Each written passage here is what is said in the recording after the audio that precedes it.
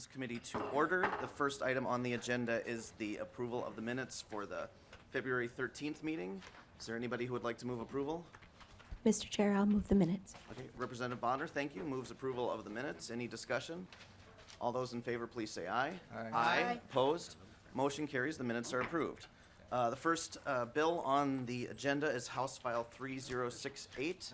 Chair Dehn, I thought I saw him earlier. Okay, he apparently just left the room.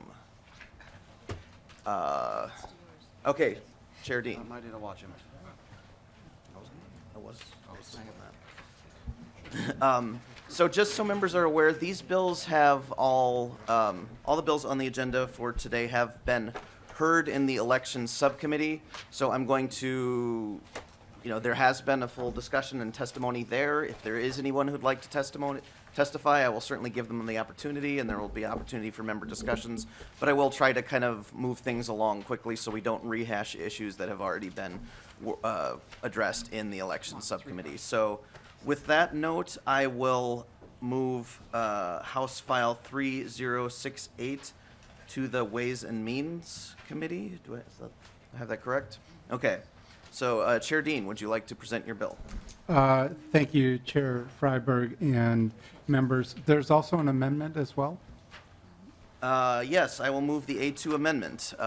Would you like to describe the amendment? Is this just to put the bill kind of in the shape you like? Yes, there's some language that we thought was critical to make sure that the bill ultimately intended to do what we wanted to do.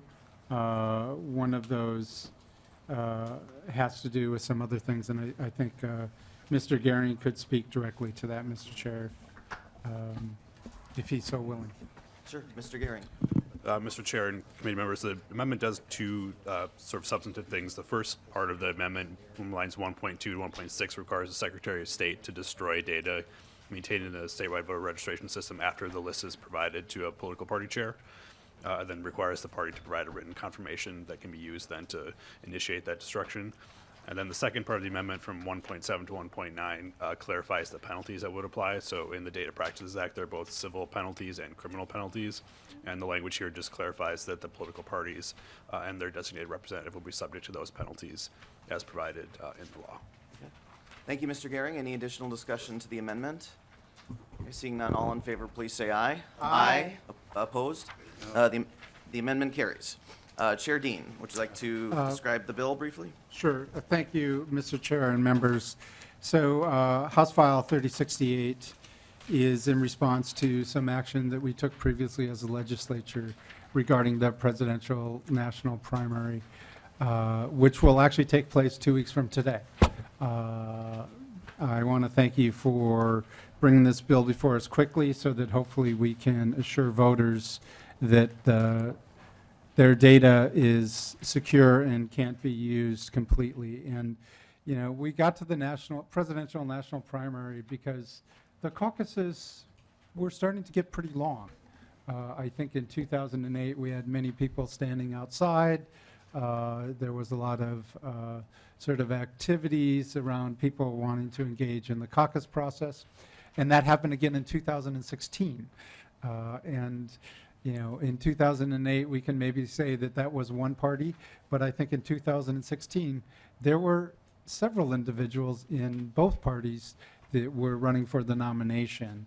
And although this is a election that will encompass what some people will say is the party's business, whether it's the GOP or the DFL, this is definitely one of those things that the voters of Minnesota thought that we should move to a primary, and a primary that actually is facilitated through our elections process in the state of Minnesota is the best way to do it. And we set that up, excuse me, a few years ago.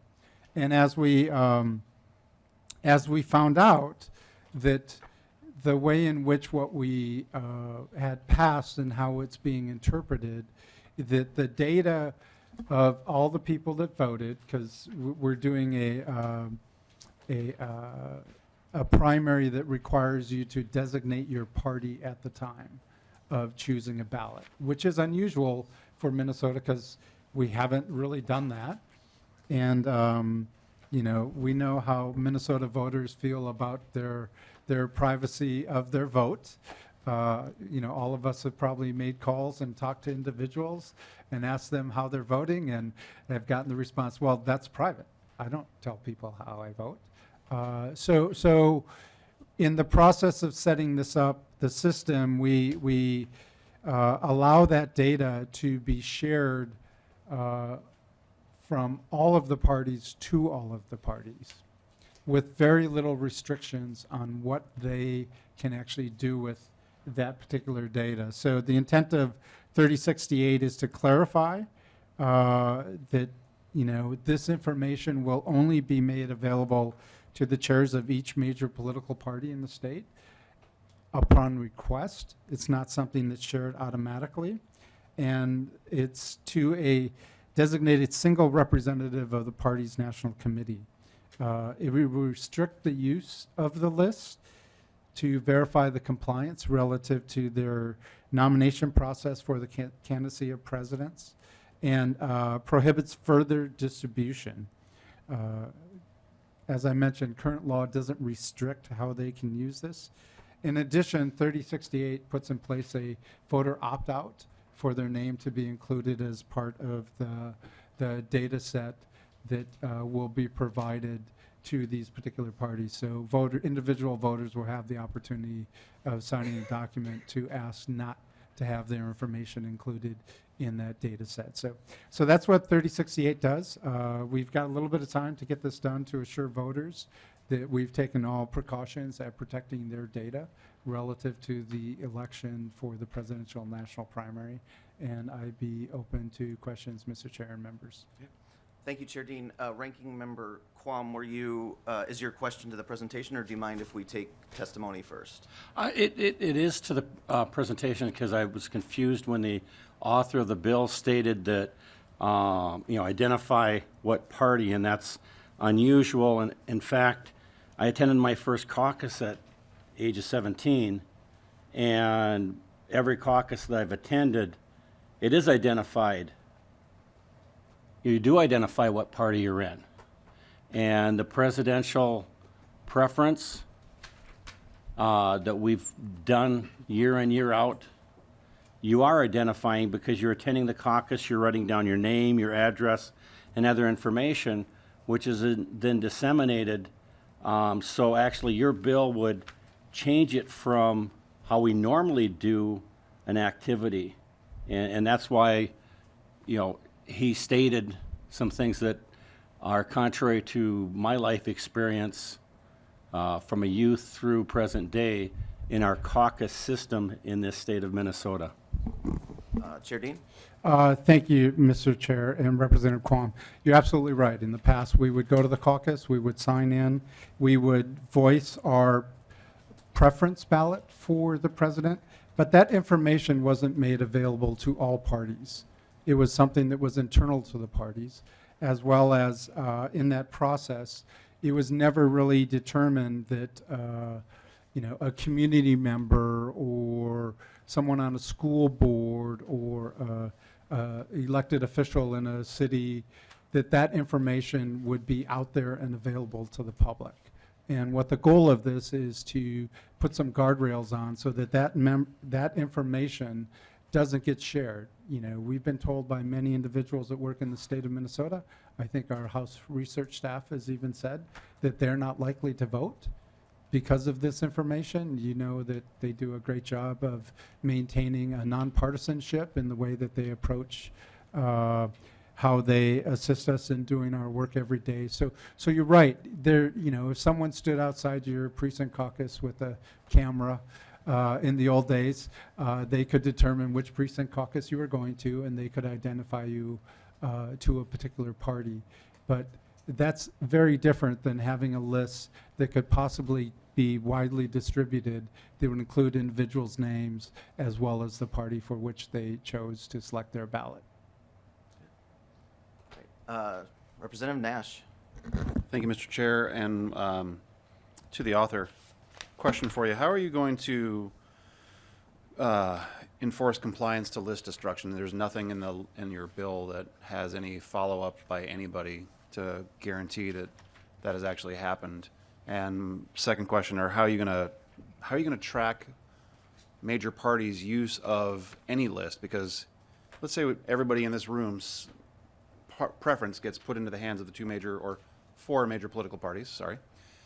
How do we know that there's any difference between that list and a list of just voters that you can get from the Secretary of State file? How are you going to track and say, hey, you're a bad actor and we're going to come and, drop the hammer on you? How are you going to enforce that? Because there's nothing in your bill that has anything about enforcement. Chair Dehn. Thank you, Chair Freiberg and Representative Nash. Actually, there is, if you look at the section B, there is an issue that the list can't be distributed to any person or used for any other purpose. A person who violates this paragraph is subject to the remedies and penalties provided in sections 13.08 and 13.09. So there are some penalties. The question is, you might ask, well, are those penalties extreme enough to prohibit someone from doing that? There is a request letter that will actually attest to what the parties are available to use that information for. And in signing that request, that will be outlined to them for what they can use that for. Now, regarding what we are going to do if they violate that, well, that would be, I believe 1309 would apply to the particular parties. And Mr. Chair. Representative Nash. Thank you, Mr. Chair, and Representative Dean, that wasn't the question at all. There's nothing in here that says you can buy a list from the Secretary of State of registered voters, That- right? We all know Mr. that? Chair, yes, Yes, that's correct. Representative Okay, so Representative Nash. how do you differentiate between a major party acquiring someone's name on that list versus the list that you now want to say you have to destroy within a certain time and you can only use for purposes of verifying delegates for seating status at the national convention? Because from where I sit, many of those people are on that list of voters, if not all of them. So how are you going to say, hey, Representative Nelson, your name popped up here, and now we're going to go after somebody else for using the primary voter list that we just obtained? Because you can't tell the difference. There's no DNA that follows that list along anywhere, right? Chair Dehn. Thank you, Mr. Chair and Representative Nash. I believe that the list that the Secretary of State supplies of individuals that vote, that are voters and what they have voted of, do not include any party designation. Okay, and the thing with this is this actually does have a party designation component. So I think that that's the difference. Now, if you want to talk about, running software to do lots of regressions and lots of other things, you can certainly do that now. But I think the intent of voters is assuring them that their information of the party in which they voted would not be something that would be out there circulating out in public. And Mr. Chair. Representative Nash. Thank you, and I'll try to wrap this up because perhaps Representative Dean and I should meet in an office. But so here's the deal: I can append information that I can gain elsewhere and figure out with a good level of probability how people vote.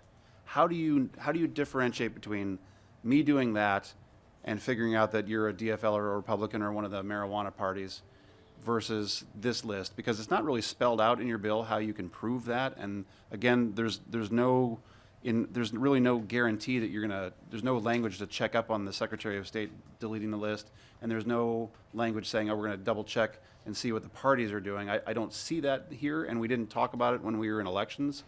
So if you're really going to do this, and I've hated the idea from the beginning, but you really should expand the bill if you're going to, and have some sort of change order management or some way to say, yep, we know that the file was deleted, because it's really not spelled out at all. Chair Dehn. Mr. Chair and Representative Nash, I think that there are many things the Secretary of State does that we don't follow up on to make sure they're doing it. And I think within state government, we do that in many, many areas. I believe that, if the Secretary of State is charged with destroying the data 10 days after in which the request was fulfilled by a party, I'm going to assume that he's going to do that. If you want a report from the Secretary of State to actually do that. This has one more stop in civil law, as well as it will come to the floor, and you certainly have an opportunity to add an amendment to have the Secretary of State make a report regarding that they fulfilled the obligation of the law. And Mr. Chair. Representative Nash. And Representative Dean, I think you understand where I'm trying to go. I have every belief that the Secretary of State will delete it, but if you have an enforcement component of your bill, not just for the Secretary of State, but also for the major parties, then there should be some mechanism that you put in your bill to prove that that actually happened. You should request a report. You should have something in there that says, we know that this happened. Right now, you just say they have to. I don't see anything else that says, now prove it. Chair, we direct. Mr. Chair, I'd like to phone a friend. Matt Gehring, if you could speak to 1308 and 1309. I'm assuming that these are statutes in place that have some penalties or some mechanism of, I don't want to say harm, but if someone does violate this, there is repercussions that individuals or the state would have. Mr. Gehring. Mr. Chair, Representative Dean and Nash. So section 13.08 is the civil remedies section of the Data Practices Act, and that does allow a person to effectively sue for damages if they're damaged as a result of the misuse of data. And so presumably in a proceeding like that, you'd have to sort out where the data came from and whether it was used improperly or not. There's also an option for a person to sue for an injunction to force force the Secretary of State to destroy the data or to take some other action to comply with the law. So that would be kind of the process that would be followed under that section. And then in section 1309, that's the criminal penalty. So there would be an option for a misdemeanor prosecution if someone willfully fails to comply with the law. Thank you, Mr. Gehring. I think that answers the question. Representative Bonner, did you want to? Really doesn't, but that's okay. Was this to the presentation, or I would like to get to testimony here as well? Yes, Mr. Chair. Thank you, Representative Dean. Just one quick clarification for those of at the table, and I know that Representative Nash is well aware of this. There's something called PII, which is personally identifiable information. It's often a term used to describe sensitive information, but what it basically does is it matches up that sensitive data with an actual person. In the case of the voter file, yes, of course we can get a list of folks who voted in the state of Minnesota, but we cannot get their party affiliation at this time. That would be considered sensitive data. And so I think this bill directly is aimed at making sure that those two items are taken care of. And I just want to be clear that this bill does exactly what you do when you have personally identifiable data or sensitive data. Number one, it determines who should have access and limits that access to the data. Number two, it restricts what you can do with that data. And number three, it's giving you an opt-out. So this is actually pretty standard practice for how we deal with data. And as Representative Nash knows as well, while we could certainly ask for a report, and Representative Dean, if you would like to, you certainly could. But I think as part of standard operating procedure for deleting data, there is often a checklist that is followed internally in which that is verified that data has been destroyed. And in this case, it would be in the best interest of the state and the Secretary of State to fend off litigation. Thank you, Representative Bonner. I'm going to open testimony. Is there anyone who would like to testify on House File 3068? Okay, seeing none, I'll close that. Representative Nash. Thanks, Mr. Chair. Representative Bonner, I'm not exactly sure that the NIST definition of PII contains voter affiliation. It's not in the NIST definition that I'm currently looking at on the NIST website. I don't believe that voter registration is a component of PII. So it's typically name, address, telephone number, social security number, and other things that are of a particular nature that would be used to identify someone's identity so you can steal it. Having your party affiliation is not something that's going to facilitate stealing your identity. Thank you, Representative Nash. Representative Mason. Thank you, Mr. Chair. In meeting with both of my communities, the city councils of both Eagan and Burnsville want something done so that their staff does not have to identify what parties they are. I mean, especially the primary example would be the person that's in charge of elections. Right now, cities and counties are nonpartisan.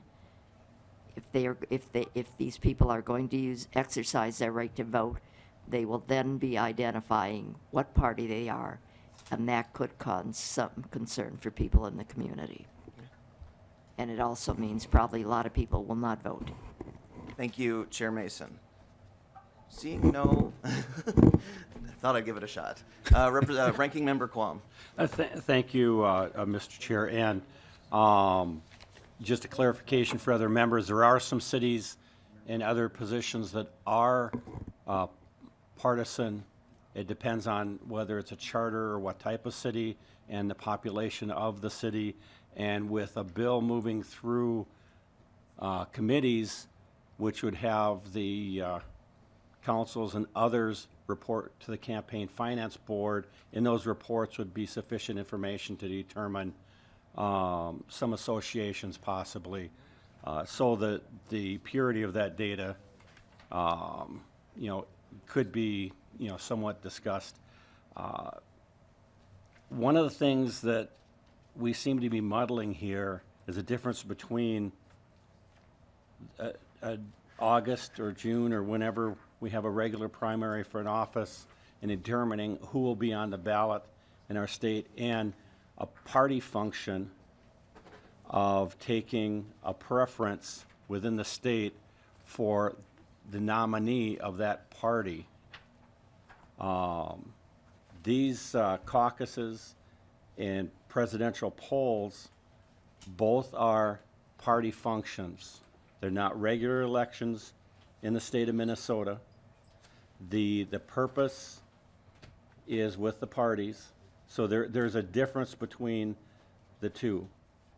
And, one directly determines who we are having on the ballot if you have a challenge within your party for a House position or Senate position. The other, as we can tell with the process before us this year in Iowa and other states, it's a muddled fashion that is determining within the party. So I think we need to delineate that when we have the discussions. The motion that we're going to vote on, I believe, if it is a financial thing, which if it was going to the Ways and Means Committee, it must be. It is. Because they don't waste their time with policy things. So is this proceeding to State Government Finance, which is the State Government Finance Committee? The motion is to Ways and Means. Chair Dean, did you have? Chair Freiberg, Representative Quam, we had asked if it was important for this to come to State Government Finance, and they determined that it didn't have to come to State Government Finance. And by going through government operations, elections, and Ways and Means, the thought was that it's covering the bases that it needs to relative to the financing. And, to your commentary prior to that, I think that, muddled is maybe not the right word, but I think clearly this is something that we are doing that's part of a state function. A party function. And that's because the people asked us in the state of Minnesota to do this, and because we as a legislature actually voted to approve this. So what this is attempting to do is to fulfill what the people of Minnesota had requested us to do, a vote of a previous legislature, and trying to set those guardrails to assure the voters of Minnesota that their data was going to be secure relative to this vote in this presidential national primary. So you're absolutely right that this is the state doing a piece. As there are several things in many other states that do presidential national primaries where the state fulfills the function, because I don't think the parties, whether it's the GOP, the DFL, or the marijuana parties, have the apparatus to actually do a statewide primary vote. So this is one of those areas that the state has stepped in. Okay, and it looks like Chair Nelson, since his committee was referenced, might have something to say on this. Thank you, Mr. Chair and members. The figures that were coming back for the cost of this was on the borderline of what the Ways and Means Chair considers negligible, and the Secretary of State has assured me that they would absorb the cost, so there would be no cost that we'd have to fund going forward, because the Secretary of State already has his budget, so therefore we determined we didn't need to see it, because it's going to go to Ways and Means, and then it'll be determined whether it goes to the floor from there. Okay. Ranking Member Quam. Thank you, Mr. Chair, and I'm sort of interested in what those costs are, because we had a discussion in the previous committee, State Government Finance, about the requirement of having to, delineate funds and et cetera for flags for fallen first responders. And in that discussion, the quantity or dollar amount was fairly insignificant. But it was important to have that in that bill and to have that discussed in state government finance, where I thought it was in just a few $1,000s there. Would the author be able to give us an idea of the magnitude of this, since I thought it would be more than just a few $1,000s. This, Ranking Member Quam, I'll allow a little latitude. I mean, this isn't a finance committee, so this is being referred to the finance committee, where I know these discussions will be fleshed out. But if you have a brief response of some sort. Chair Freiberg, I'm going to phone a friend from Secretary of State's office. And, the negligible piece, that's an issue related whether it has to go to Ways and Means or not.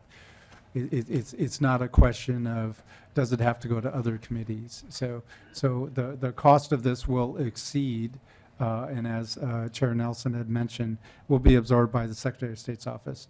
But that cost is in excess of that few $1,000s, which the Ways and Means Chair generally waives if the negligible cost of a particular bill. So I will allow my testifier here Well- to speak to this. Welcome to the committee. Please identify yourself for the record and proceed with your testimony. Chair Sam Banowitz, Director of Government Relations with the Office of the Secretary of State.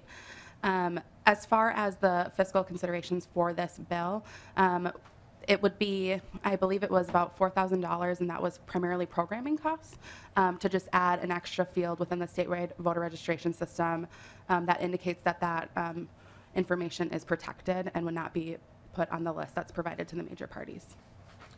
Ranking Member Quam. Thank you, Mr. Chair. And the question came from sort of a confusion or befuddlement from the discussion in the State Government Finance Committee and here, and the relative amounts of what could be ignored and not need to be discussed in one committee and not another. And so, again, you said this isn't the Finance Committee. That's Chair Nelson's committee. But I am still a bit confused as to why it's going to Ways and Means if it's, and not state government finance. But thank you. Is there any additional member discussion? Okay. Any brief closing remarks, Chair Dehn?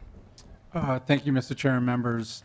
Voters have let us know, whether through emails, phone calls, or other things, that they're concerned about voting in this presidential national primary if they believe their data is going to be or get out somehow, some way out into the public. So I think this is one of the ways that we can assure voters in the state of Minnesota that we are doing all we can to make sure that their information and their data is kept private.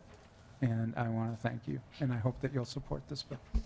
Thank you, Chair Dehn. With that, I will renew my motion that House File 3068, as amended, be re-referred to the Ways and Means Committee. All those in favor, please say aye. Aye. Opposed? Motion carries.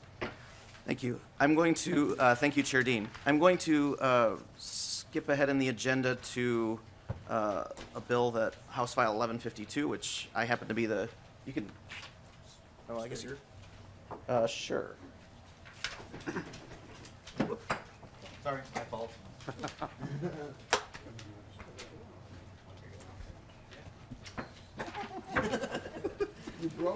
Okay, well, we have half a gavel. Don't worry about it. Hopefully we don't need to bang a gavel.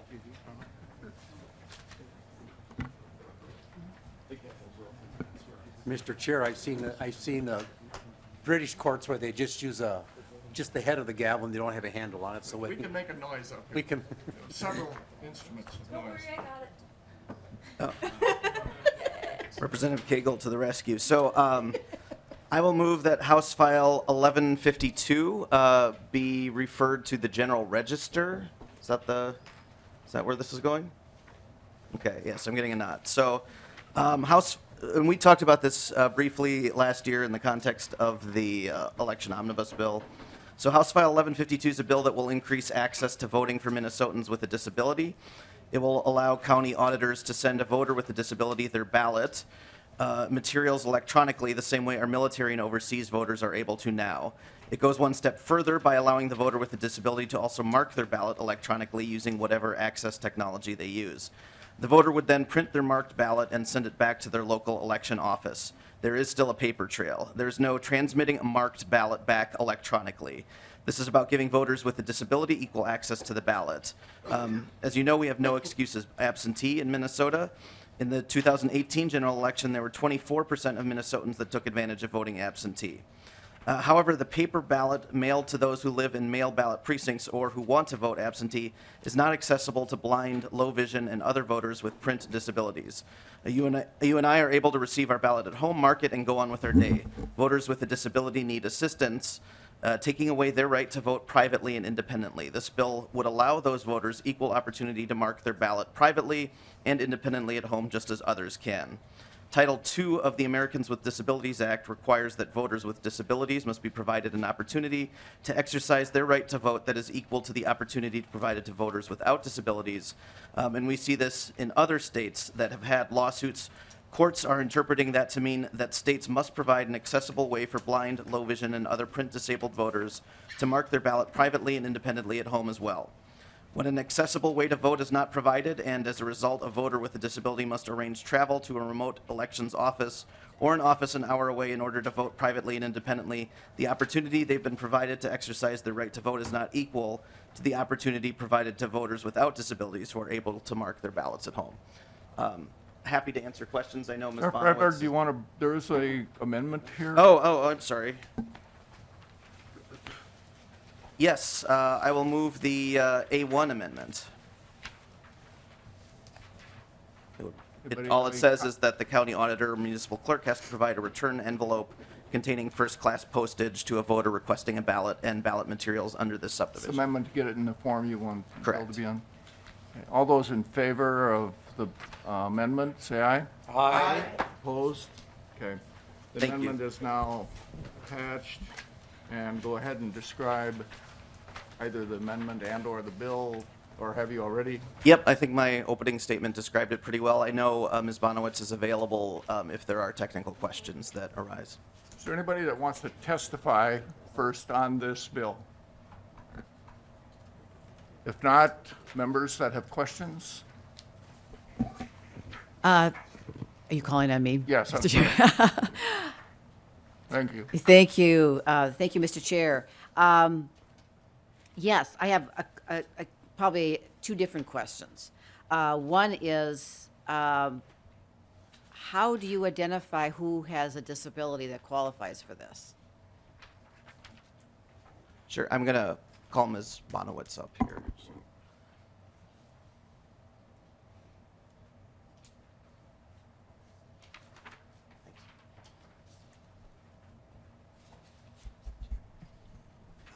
Please identify yourself. Sam Bonowitz with the Office of the Secretary of State. Chair, members, this would be self-certifying as it is in other states as well that have a more accessible absentee voting. Oh, okay, Mr. Chair, and so if you upon your request, you self-identify as having a disability that qualifies for this, is that correct? Chair, members, that's correct. Okay, just another follow-up question. So then does that person become part of a list where you would automatically receive an electronic ballot each election? Chair, members, no, that would not be, it would not be automatic every election. They would have to request that they receive their ballot and ballot materials electronically for each election. For each election? Okay, one last question, Mr. Chair, if I could. ahead. And I think I know the answer, but I'm not sure.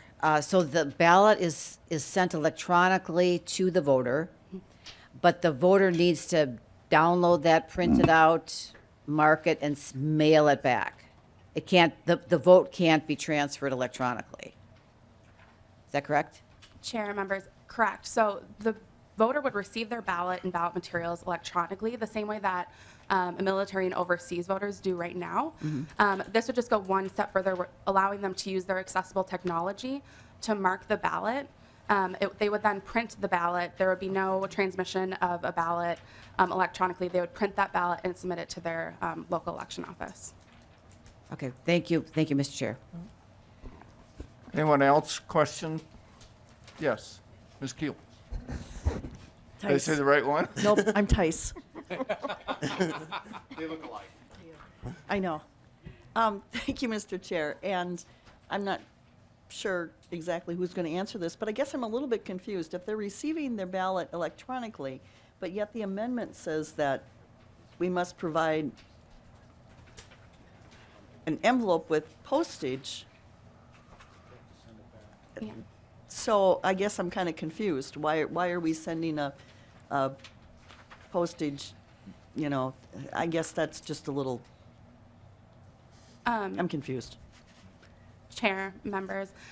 So what the amendment does, and this was an amendment that was placed on this bill when it was in the elections omnibus last session, but what it does is because they have to return the ballot in paper form, it makes it clear that they are not the only voters who have to pay for their return postage back to their local election office. So right now, absentee voters and UCAVA voters don't pay for their own postage. So this would just provide them that pre-postage envelope to return it, so they don't have to pay. Go ahead. Thank you, Mr. Chair. So basically, they can get their ballot electronically, but we're still going to mail out an envelope postage paid for them. Chair, members, that's correct. Yep, so they would be Okay. allowed to mark their ballot electronically, and that kind of covers that privacy and independence piece, but then they would have to place it in an envelope to return, correct? Yep. Okay. I'm still a little fuzzy on that one, whether or not that makes sense to me, but I get the reasoning for it, but we'll just let it go. I'm gonna, Quick, yeah, generally speaking, we have no electronic transmission of marked ballots. So this is consistent with the state's current practice. Representative Quam. Thank you, Mr. Chair, and to the author. I'm trying to understand the mechanisms because we're, transmitting electronically. So the registration and request for absentee ballot can also be done electronically. Is that a correct statement? I see a nodding head as a response. So that the follow-up to that question, Mr. Chair, is how do we have verification for the registration, the documentation and et cetera? If you can enlighten me on that process. Chair, members, I'm not certain if I understand the question.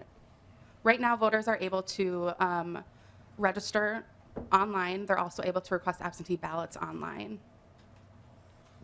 I'm not. Representative Quam. Thank you, Mr. Chair. I'm just being familiar with the normal way of same-day registration or registering. There tends to be some, I thought there was some additional verification of, address and other things. And I know if you have an incomplete registration, and you don't show, through HAVA, if you don't show some type of ID, then you verify the last four of the social with the Social Security agency's verification of name, address, and last four. That's a national thing. So how are we, when you electronically register, and I assume that this might not just be for this situation, how is that verification and the checks and balances present?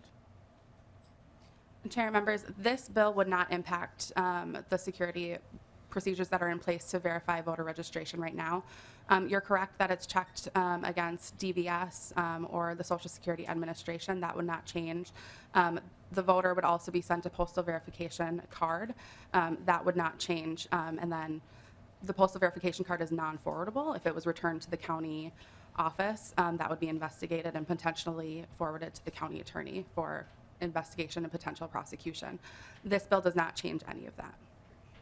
Mr. Chair, part of the questioning was on the public record and for those that are watching, to have a better feeling of the security of our election system. And so I wanted, somebody just tuning in now to understand what are the processes. And if we send the registration verification card out and it bounces, or the timetables then would have it flagged for an absentee coming back.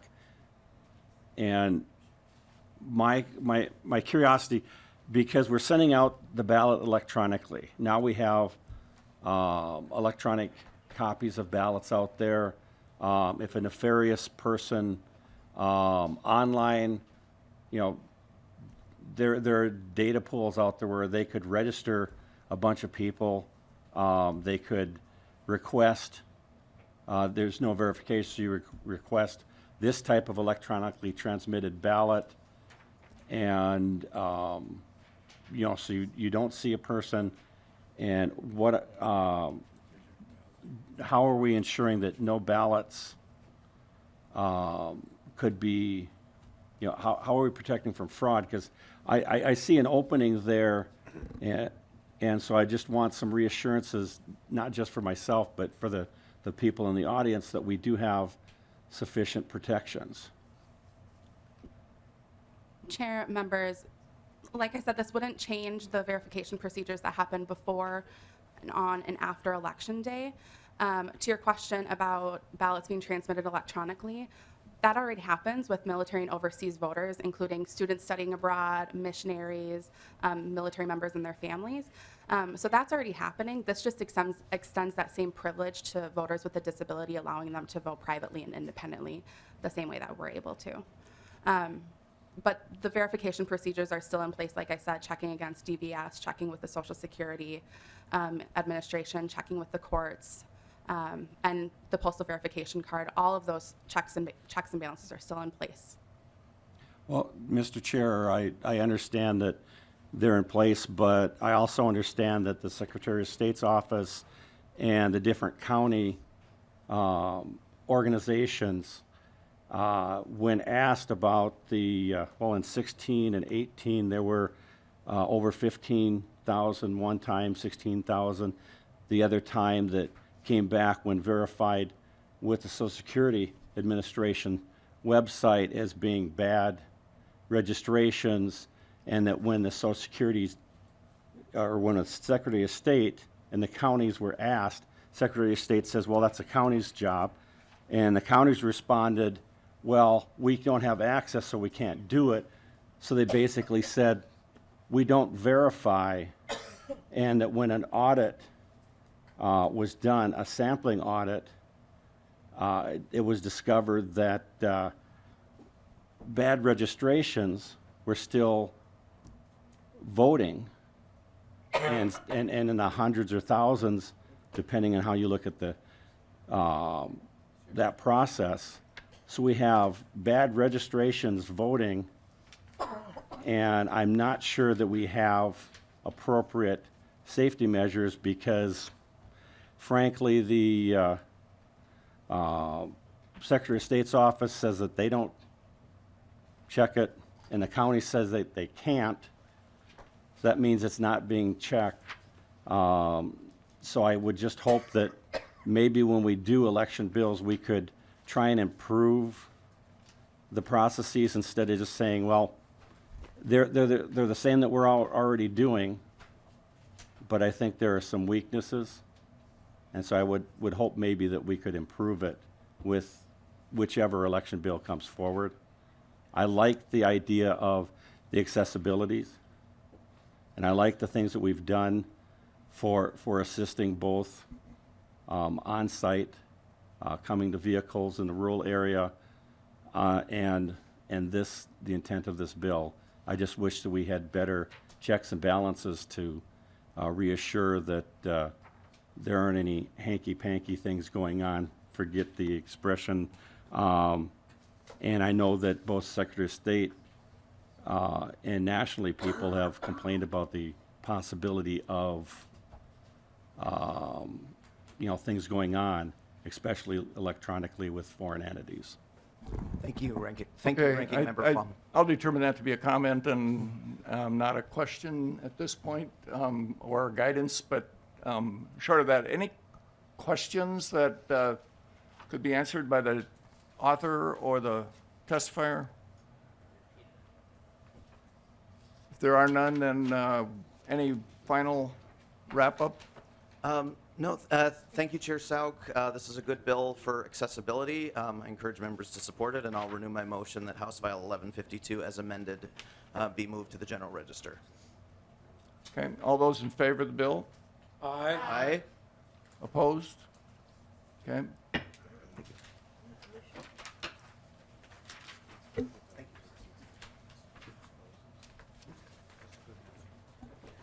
Representative Long? Yeah. Representative Long, you want to come forward? Thanks.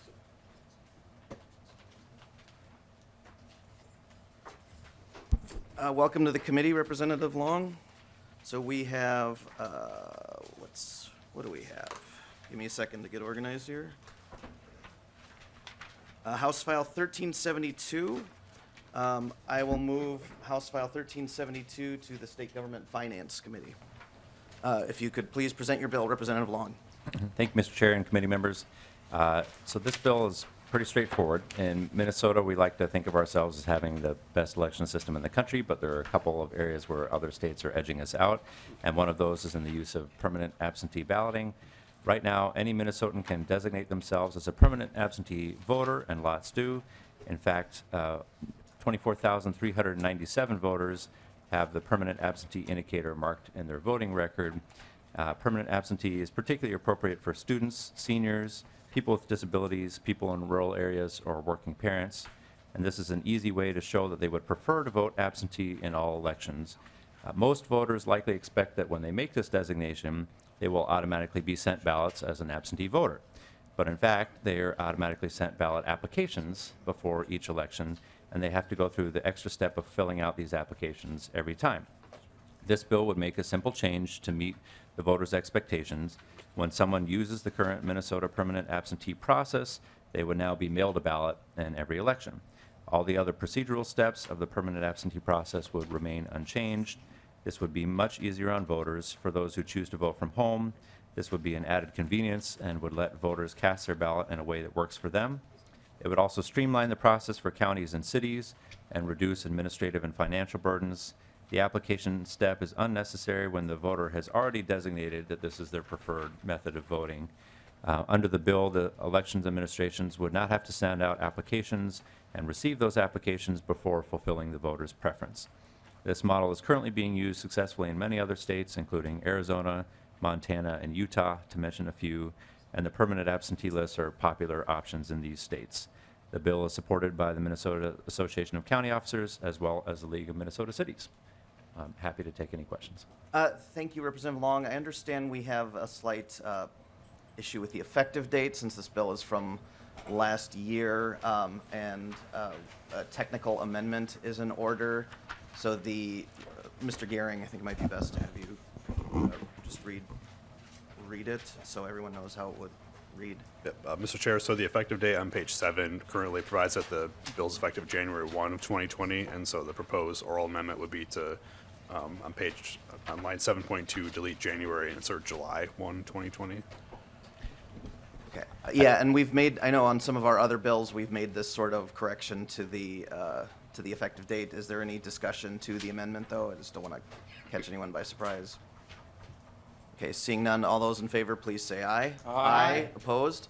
Okay, the amendment carries. I do have one person who has signed up to testify. Yes. If you could please come forward, just identify yourself for the record and proceed with your testimony.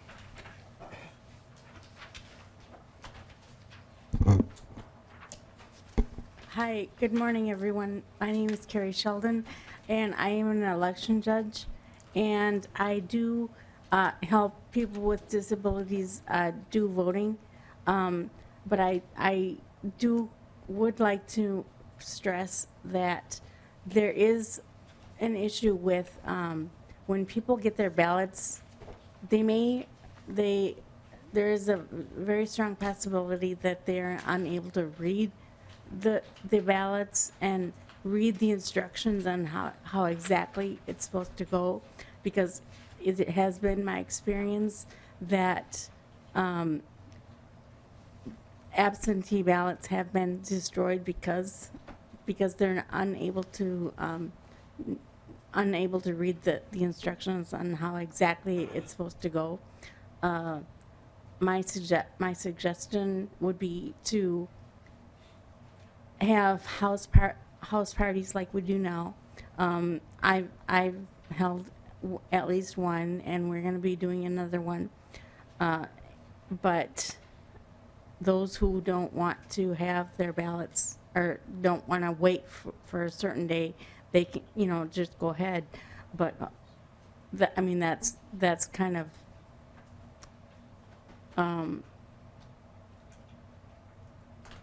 that may or may not work, because those ballots may or may not be counted. So I would urge that we try and find a solution, or at least discuss some kind of a solution so that everybody's vote counts. Thank you, Ms. Sheldon. Is there anyone else who would like to testify on House File 1372? Okay, seeing none, member discussion. Representative Lehman? Yeah, Mr. Chair and Representative Long, kind of following on what the testifier just said, I think the gist of her testimony was that she's thinking that some people that request ballots probably send back ballots that are ineligible because they weren't able to follow the instructions and so on. So my question is, other states are doing this, and I have a permanent list. Do you have any idea of the ratio of people that request ballots to those that actually end up returning ballots? Any idea what the success ratio is? Representative Long? Thank you, Mr. Chair, and thank you for the question. I don't have that data for other states. I do know that voting absentee is a very popular option, and that in this state it's become popular cycle after cycle, with more folks participating every cycle. The Secretary of State's office may have more specific information, but in terms of spoilage rates, I don't have that in particular. I know that that is a problem. There are folks who don't know exactly how to fill out the systems we have now, and I think that's in some ways a separate issue from what this bill is trying to address, and certainly one that I would support addressing as well. Is if we move, for example, to a pure early vote system rather than a no excuse absentee voting system, then you would avoid some of the hurdles we have with the double envelope and signature process. But I think this is really just trying to fulfill the intent of voters who have already signed up that they want to be on a permanent absentee list, but may not understand that that requires them to take an extra step every single election to actually get that ballot. I think most folks would assume if you check a box saying, I'm a permanent absentee voter, that means you're going to be receiving a ballot going forward, and that's certainly the intent we're trying to fulfill. Representative Lehman? Okay, yeah, okay, Mr. Chair, and Representative Long, maybe, if this does become law, the Secretary of State's office would want to keep track of that success rate to see if this is really an effective method. Not. Thank you. Representative Bonner? Thank you, Mr. Chair, and thank you, Representative Long. I just wanted to make a personal comment, and thank you for this bill. Our stepson moved in with us a few years ago. He's now currently serving as a decorated member of the Marines down in North Carolina. But a few years back, he moved in with us because unfortunately his mother suffered from a stroke. And while the body may not be willing, her mind is mentally as sharp as a tack. And I know that she holds her civic responsibility in great regard. And she is very excited about the upcoming election. And this bill gives her the opportunity to continue to receive those ballots in her assisted living facility where she currently resides. And I know that a lot of members around her have a very similar bend. They are very patriotic and really want to participate. So thank you for making this option available and helping us catch up. Thank you, Representative Bonner. Representative Vogel. Thank you, Mr. Chair. A question, now that they would be getting a ballot, and I'm not sure how all of the process works, would that list then become public of those people that are on this because they have received a ballot? Representative Long. Thank you, Mr. Chair and Representative Vogel. Not that I'm aware of. I don't believe anybody's ballot selection is public. I know that the Secretary of State does aggregate data for those who have requested early voting and the like, and I'm sure that would be a part of the aggregate data, but not individually identifiable, no. Okay. Representative Vogel. Well, thank you, Mr. Chair. And maybe if somebody, I'm just not sure, when are you recorded as a voter, I guess is maybe the right question then. Because if you're recorded as a voter when you receive a ballot, then would you be looked at as having voted? Okay. I do see Ms. Bonowitz coming up. If you could please identify yourself a third time and respond to the question. Chair, members, Sam Bonowitz, Office of the Secretary of State. You are marked as a voter when your ballot is accepted. So if you're voting absentee, it's when the canvassing board the absentee canvassing board looks through the envelopes and they make sure that everything checks out, you're registered to vote, you're good to go. That's when your ballot is accepted. And we do keep track of accepted absentee ballots, and that information is available. But it's unclear right now if you could get a list of people on the permanent absentee list. That's something that I would have to check with our council with and with the secretary about. Okay. Representative Vogel. Thank you, Mr. Chair. I guess I think that answers my question. I guess I didn't know when you were officially counted as voting. When you receive a ballot, or if there's actually a method where you cast the ballot and it's recorded at that point. And I'm gathering that even if I receive an absentee ballot, doesn't mean that I'm counted as voting. It's just if I indeed fill out the ballot and then it's returned. Thank you. Thank you, Representative Vogel. Vice Chair Sauk. Thank you, Mr. Chair. I'm just going to share, I'm on a early voting person list continuously, and I think the county may have just decided to continue the convenience of it for anybody who's getting it, so I automatically get the application, which I agree it'd be nice if that step was out, because that's superfluous for me to fill that out year after year after year. But even for the presidential primary that Minnesota has now, I received the invitation, said here, verify that you exist, go through all the steps. They sent me the ballot, and it was exactly as a normal voting procedure and/or a normal voting environment in terms of the paper products and all of that sort of thing. And my sense of when did I vote, I suspect I felt like I had voted when my ballot was counted at the county. So as to the occurrence of voting, and I would say that appears to be authenticated by the way my ballot is then treated. Is like if I show up and try to vote again, that first ballot recorded is the one that blockades my ability to try to vote again, and/or they have to sort that out according to their rules.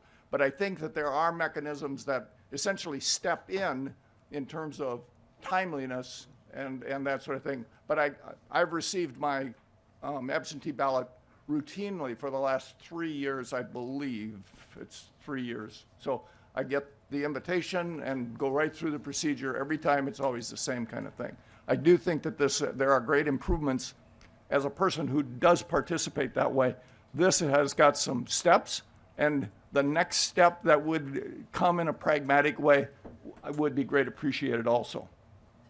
Thank you, Representative Sauk. Is there any additional discussion? Okay, seeing none, I will, any closing remarks, Representative Long? No, I think Representative Saka summed up nicely what this bill is trying to do, which is, you're one of the 24,000 plus Minnesotans who are taking advantage of this currently, and it doesn't make a whole lot of sense for you to have to go through an extra step every single election. So we're just trying to streamline the process and help the counties and cities out. Okay. Thank you, Representative Long. With that, I will renew my motion that House File 1372, as amended, be moved to the State Government Finance Division. All those in favor, please say aye.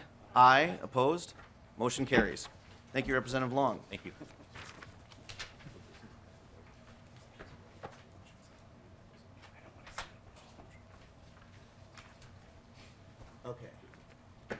Okay, got you. Representative Lucero, sharply dressed as always. I understand, just before you proceed, I understand there was a amendment, a delete all amendment adopted in the election subcommittee. It's not in our packet at the moment. However, staff is tracking that down. So I will make sure that we've had the opportunity to see it before it happens. I just want to let everyone know what's happening with that. So maybe, should I hold off on the motion until it's arrived, or? Okay, if you'd just like to present your bill, Representative Lucero. I think. Thank you, Mr. Chair. And I have not seen the DE amendment that was adopted in the earlier committee either, so I'm waiting for that as well. So I will proceed with what I have in front of me, which is presently under campaign finance law, we, as most of us are aware, hopefully all of us actually, we have two types of expenses. We have expenses that are accounted against our campaign finance limits, and then we have campaign disbursements. And presently in law, there are 27 of those non-campaign disbursements allowed, whereby we can use our campaign finance or our campaign funds to finance certain things, and again, they don't count against us. What I'm seeking to do is to add a 28th option, which provides for the payment of security-related services while serving in office, including but not limited to home security cameras, home security system, and identity theft monitoring. Now, the reason I submitted this as a bill is because in the last several years, we've seen examples of members having protesters in front of their house. We've had others that have had different types of electronic communications that are concerning. And so I'm seeking to allow us to use our campaign funds to do just that, to have a security camera system, potentially enroll in those identity theft monitoring programs, of which there's many, in order to just provide a greater level of protection, because we are, as elected officials, have a higher visibility. And that's the main thrust of the bill. Thank you, Representative Lucero. Is there anyone who would like to testify for or against House File, 673? Okay, seeing none, any member discussion? Are you sure? Might, yes, Representative Not Keel. Thank you, Mr. Chair. Representative Lucero, recently I just had a Nest doorbell installed. Would that possibly be something that would be included as well? Because I did it for security reasons, because my husband and I are both gone a lot. But what was really curious is I had a squirrel on my doorbell monitoring system the other day. But I don't think so. He looked like he was smiling. So I don't think he was protesting. But, it is a concern of mine, and especially in the summertime when we are out a lot. So do you think that could possibly be another thing that could be added to the list? Representative Lucero. Thank you, Mr. Chair. And that is exactly the intent of what I'm seeking to do. There's the traditional home security systems, but I'm not limiting it to that. It is those security systems which have allowed for cameras such as the doorbell, or there's those similar providers that have cameras all the way around the house with floodlights attached that come to our mobile phone so we can enable and disable them and use the microphone and all that kind of stuff. But that's exactly what I'm trying to accomplish. Thank you, Representative Tice. Representative Gomez. Thank you, Mr. Chair. I guess my understanding of non-campaign disbursements or like things that are allowable expenses are expenses that we wouldn't otherwise incur if we weren't in office.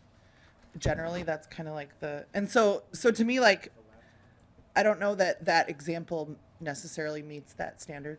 I'm not, if the concern is about like being out of town a lot and your property rather than like feeling concerned with your security because of holding elected office, I guess I'm just curious about what that standard is. Any response, Representative Lucero? Well, if we look at thank you, Mr. Chair, if we look at the other 27 presently in law, there is not a clear line between activities that we will do only as elected officials. There's gray area there. And this would be among that category, which is certainly, can a person get a security system who's not an office holder? Absolutely. But are there members in this room, on this committee, or in the body as a whole that presently don't have a security system as a non-elected official, or prior to being elected, I should say, didn't feel the need to have a security system, but then as a part of being an elected official, having a raised profile, they now have crossed that threshold where they want to do that. So that's what I'm seeking to accomplish. Representative Gomez. Sorry, if I could just a comment. I sort of like to look through people's campaign finance reports, and I remember finding ones like it's actually not a state level. It was like a local one, where someone was like charging their cable bill at their cabin to their campaign, and called it like information for constituents, or like their newspaper subscription at their cabin. And so I guess I don't necessarily have a problem with this. I guess I'm just like, you don't want this to like our campaigns to turn into slush funds for us. And so that's just all I'm kind of concerned about. But to your point, I mean, there maybe isn't like a lot of clarity in this about that threshold between like what would you need, what would you kind of like be paying for if you were just a citizen versus being involved in your elected office. So that's just a comment, but I don't think it means that I wouldn't support this necessarily. We do have a gentleman coming up to speak. Good to see you again. You could please identify yourself for the committee and proceed with your testimony. Mr. Chairman, committee members, my name is Jeff Sigurdsson. I'm the Executive Director with the Campaign Finance and Public Disclosure Board. The amendment, I believe, is trying to address advisory opinion that was issued by the board about 18 months ago that found that there wasn't currently a category that included security provisions. So I believe that's directly what this is in response to. Thank you. Representative Nash. Yeah, thank you, Mr. Chair, and to the members. Some of you weren't here when this became kind of an issue. Our colleague, Representative Daniels, was literally trapped in his home over a weekend when folks from Isaiah were protesting outside of his home.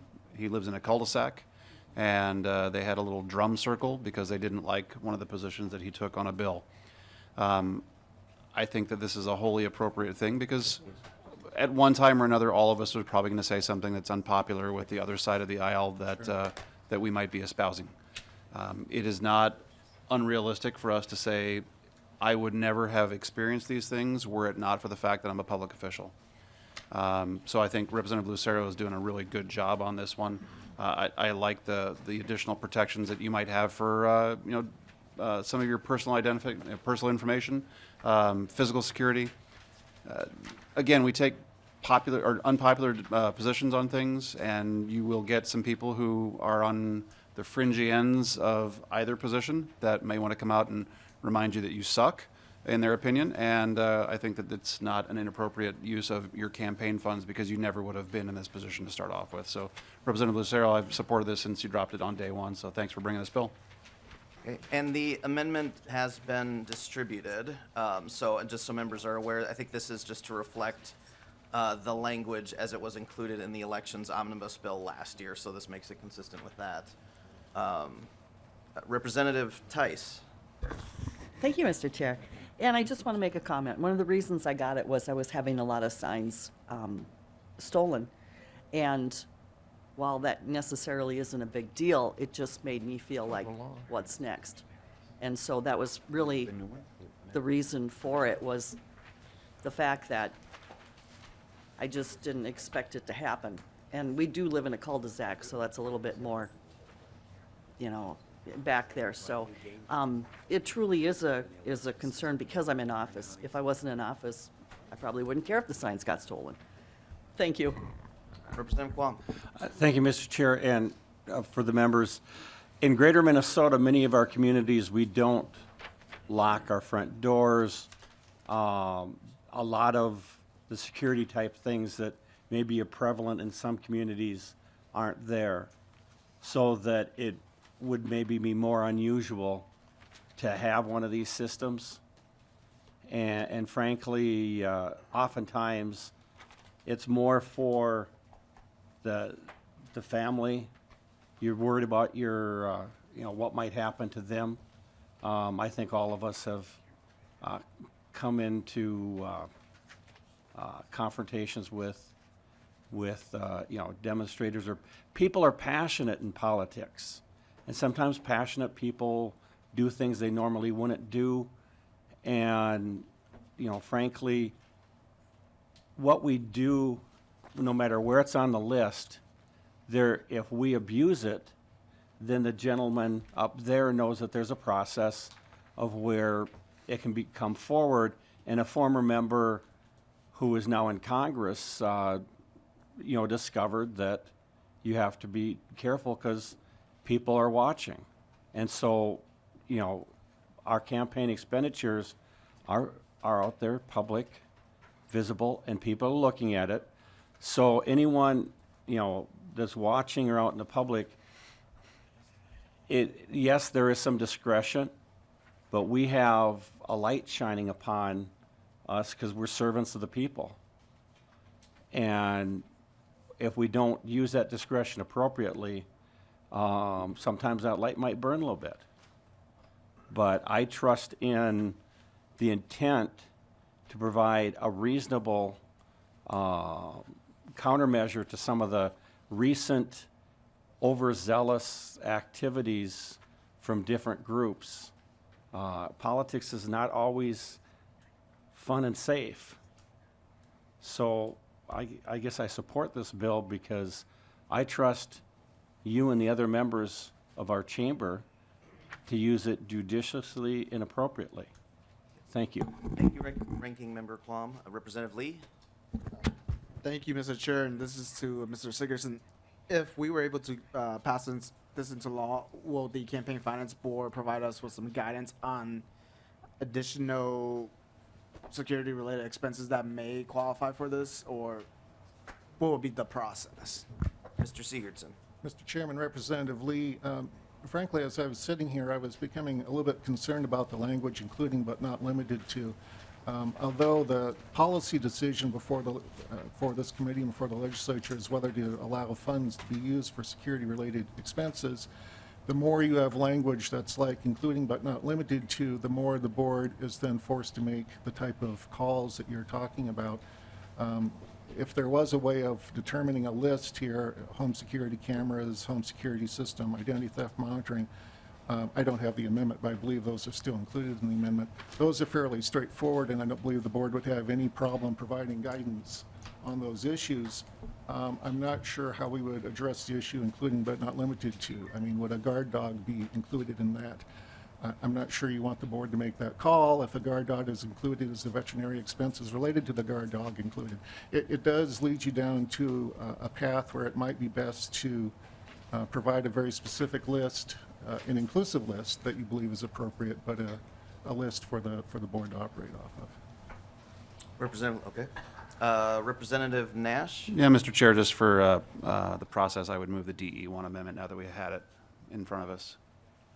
Sure. Representative Nash moves the DE1 amendment. Is there any discussion to that? Mr. Chair, if I may, Representative Lucero. I don't think the bill's been moved yet. You're correct. I think you are correct. And Mr. Chair? Representative Nelson. Maybe Mr. Guerin can have questions, but I understanding that this was passed, the DE1 amendment was added in the last stop, do we need to adopt it at this committee, or do we, I guess that's the question I have for Mr. Guerin. Mr. Gehring?